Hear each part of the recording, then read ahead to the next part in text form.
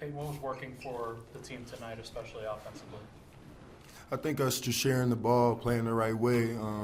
We had a lot of multiple pass possessions, and then obviously Jamal was unbelievable. But he's capable of doing that. He's capable of going off like that, and that's why he gets so much respect league-wide. So, yeah, we did a good job of executing today. Obviously, you got frustrated with that play with us in the third quarter. Can you sort of take us through that? And then the couple minutes after that, it seemed like you were sort of feeding off the energy from there for a couple minutes. Yeah, absolutely. Things just happen so fast in this league.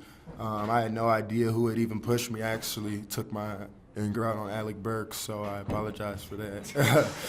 But, heat of the moment thing, got up a little heated, but it was the energy I needed. I think I fed off of it, and I came to play in that third quarter and beginning of fourth, so it definitely knocked some energy into me, and I'm glad I was able to just go upward from there.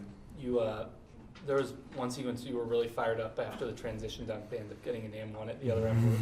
Is that a teaching moment a little bit about maybe letting the game get a hold of you too much, I guess? Yeah, absolutely. I try to be good about not celebrating too much.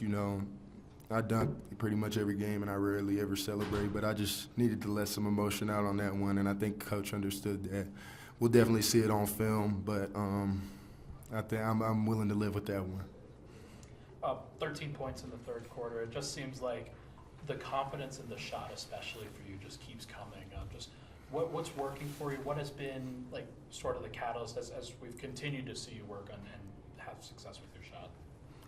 I've really just taken my work to another level. There's times where even our coaches will tell me, get your rest. You don't have to come in and shoot this morning. No shots if you want to. And I'll be like, nah, let's go. Let's get in the gym. Because if it ain't broke, don't fix it. So, I've just been working on it relentlessly and having confidence in it. I think that's the biggest thing, taking those shots with confidence and knowing that they're going to go in.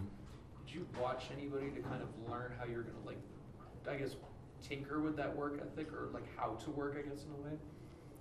Not even really, because, everybody's different. There's definitely people that I admire their work ethics, Kobe being number one on that. But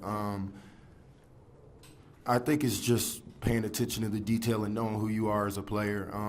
I had to find something that worked for me, and if that's getting up earlier and being there 2-3 hours before practice to get my shots up in a quiet gym, then that's what I'm going to do. So that's just been my regiment thus far, and I've just found things that work for me. Why Kobe? Kobe, just growing up in L.A., being my hometown and seeing the type of passion he had. Kobe's one of those people, you can see it in his eyes, how bad he wants it and the fire he has for the game.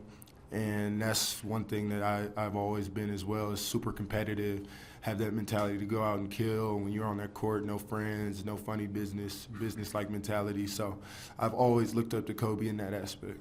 I just saw the video of the defensive player of the game chain being passed on. You kind of got pump faked a little bit, where Coach said he was going to, then he went to Jamal. Can you explain the third team? Why does everybody chant third team?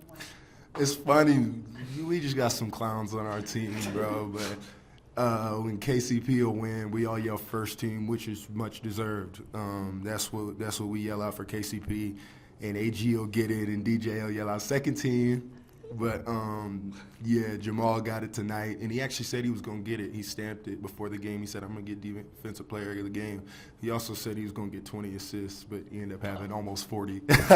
So I don't know if we can take him for his word on that. But, that just came from us just being jokesters, yeah. Did he tell everyone that, or just you that he was going to get 20 assists? I think a few people heard it. But we kind of just looked at him like, you better score that ball, Jamal. Because we want him to be aggressive. We want him to be in that frame of mind where he's confident and he's taking every shot and, hunting his shots also. So it was a big night for him. It sounds like going into halftime, he was in the hallway telling guys we got to defend better, too. Obviously, the third quarter defense has been pretty bad the two previous games. How much does it sort of help to have a guy like Jamal sort of holding everyone accountable, maybe himself included, and sort of, how infectious can that be when you have a guy like that? It helps a lot. We got our vocal guys on this team who are very vocal, like DJ, KCP, Aaron. They all talk a lot. But when you hear it from one of your marquee players and someone who doesn't speak up a lot, that means it's time to go. You know what I'm saying? So we're obviously all aware of our third quarter defensive struggles as of late, but I think everybody was locked in this third quarter and focused on just coming out, throwing the first punch, and yeah. Casual 4 points and 16 assists for Nikola. Just when he's in that mentality of trying to pass guys open and make sure that they're receiving their shots, just what does that do for the team? And do you guys cut harder because of that? Absolutely. It's a huge confidence booster. We know that he's always capable of going in there, going one. No one can stop him one-on-one in the league.